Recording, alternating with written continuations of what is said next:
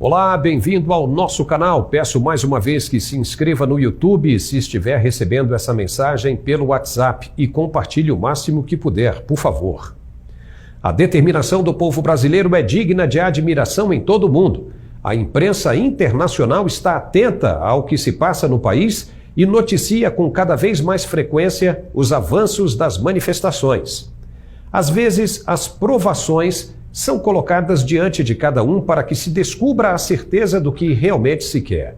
E o brasileiro tem mostrado que, mesmo diante das adversidades até meteorológicas, não tem arredado 1 centímetro sequer de suas intenções. Nem sol, nem frio, nem sereno tem feito os manifestantes desistirem de sua causa maior. Na tarde desta quinta-feira, caiu uma chuva forte de granizo atípica em Brasília, com ventos assustadores.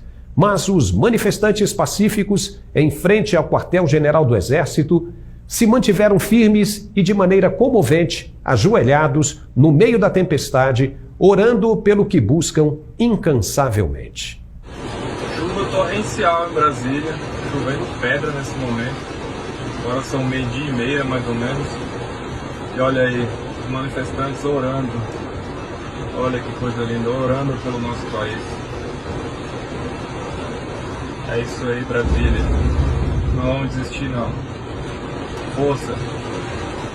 O movimento dos manifestantes só cresce e uma mega manifestação se aproxima com o fim de semana e feriado do dia 15 de novembro. E tem dado certo.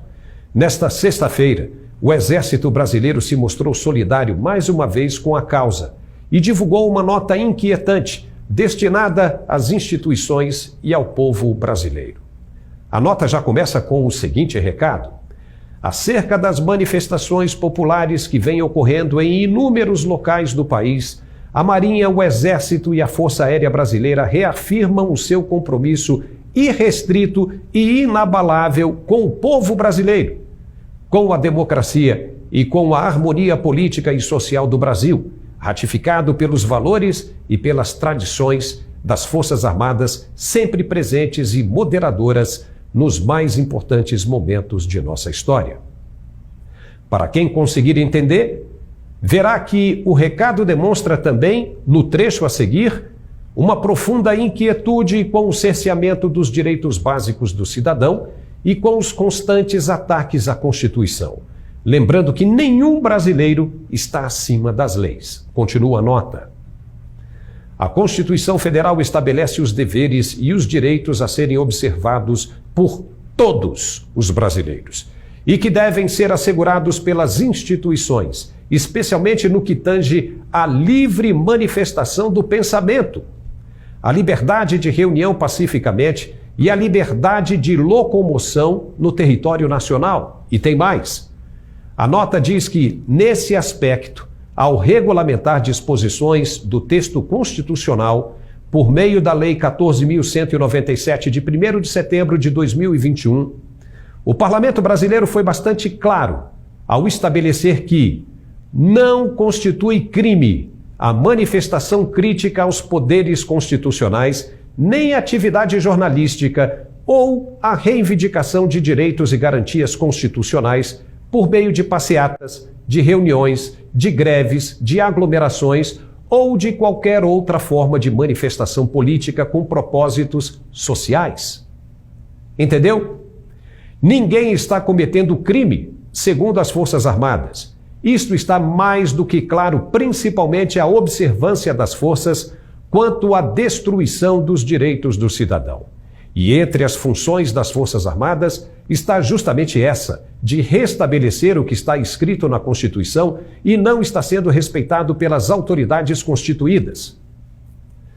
No relatório do Exército apresentado na quarta-feira, os militares dizem que foram impedidos de fiscalizar o processo eleitoral por ausência de informações prestadas pelo tribunal responsável.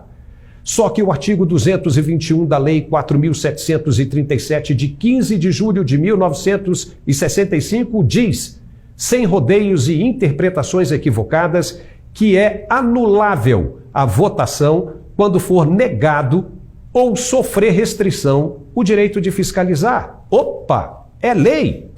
E o que está acontecendo é uma negativa do TSE de se dar acesso aos dados com clareza para o quê? Para fiscalização. Ora, se tudo correu dentro da lisura, por que tanta resistência em mostrar? A lei diz que se houver resistência ao esclarecimento, a votação tem de ser anulada. Está na lei. E quem está pedindo para fiscalizar é uma outra instituição federal. O TSE não pode se negar a cumprir a lei. A velha imprensa tradicional está criticando as Forças Armadas pelo interesse em fiscalizar, dizendo que não é competência delas. Mas também, por outro lado, não é competência dos ministros do STF desrespeitarem a Constituição e estão fazendo isso sem a menor preocupação com os resultados. Quando acontece, o povo tem de recorrer a uma força maior que a do Judiciário, para lembrar os ministros que eles não estão acima da lei e que também devem respeito à Carta Magna. E, nesse caso, as Forças Armadas são o representante e protetor do povo brasileiro, que se sente ameaçado pela ditadura escancarada da toga.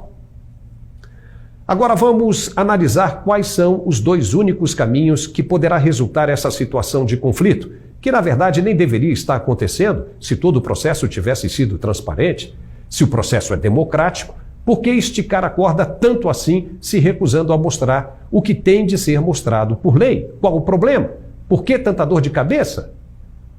Mas vamos lá. Primeiro, as Forças Armadas pedem informações sobre os dados técnicos do TSE sobre o pleito de 2022. Se o tribunal se recusar a fornecer, estará infringindo a lei e deverá ser punido e a votação anulada. Isso é fato.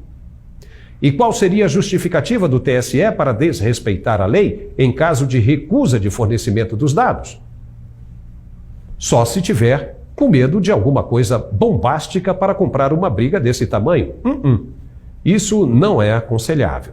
Mas, caso o TSE respeite a lei e forneça os dados e os militares confirmam que não houve irregularidades, então o candidato vencedor é diplomado, enfim, sem problema algum, e tudo volta à sua normalidade esperada. Esse é o primeiro caminho.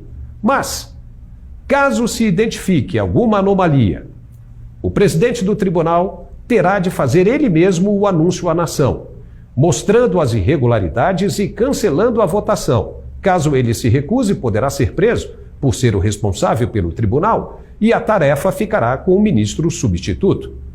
E aí o segundo colocado, que foi vítima de softwares maliciosos, no caso, será diplomado como o verdadeiro vencedor. Não há como fugir dessa análise, que está inteiramente, por incrível que pareça, dentro das 4 linhas. Uma dessas duas coisas deverá acontecer e nenhuma verdade ficará oculta. E aprenderemos, de uma vez por todas, uma lição que foi dada há mais de 2000 anos, a de que quem com o ferro fere, com o ferro será ferido. Se inscreva no canal no YouTube, se estiver recebendo pelo WhatsApp, e compartilhe o máximo que puder, por favor. Obrigado e até a próxima. Uai, seu app de vídeos curtos.